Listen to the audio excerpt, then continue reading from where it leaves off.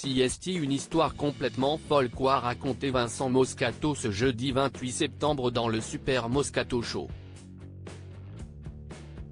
Alors qu'il était sur scène, l'ancien rugbyman a dû employer la manière forte pour faire fuir des dealers venus sur scène pour régler leur compte avec Doc Gynéco. Avec Doc Gynéco, il faut s'attendre à tout et Vincent Moscato est très bien placé pour en parler. L'ancien rugbyman est devenu l'une des figures emblématiques de RMC et depuis plus de 15 ans maintenant il anime les après-midi de la radio avec sa gouaille et son sens de l'humour inimitable.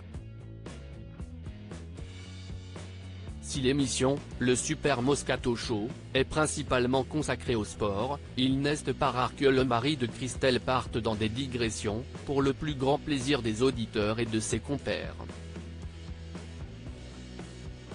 Ce jeudi 28 septembre, il a été question du malaise de Pierre Arditi en pleine représentation, ce qui a rappelé à l'un des chroniqueurs de l'émission, l'ancien footballeur Éric Dimeco, une petite anecdote très surprenante qu'il a vécue. En 2009, Vincent Moscato joue dans la pièce Le siècle sera féminin ou ne sera pas, jouée au théâtre du Gymnase, aux côtés de Philippe Lelouch ou encore Charlotte Valandrey. Une pièce dans laquelle on retrouve également Doc Gynéco, qui après le rap, s'est essayé à la scène.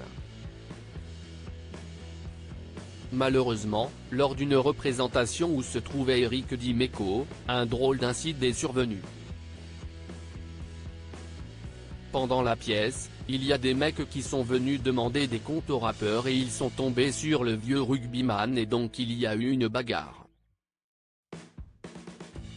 Les gens pensaient que c'était dans la pièce, raconte l'ancien joueur de l'Olympique de Marseille.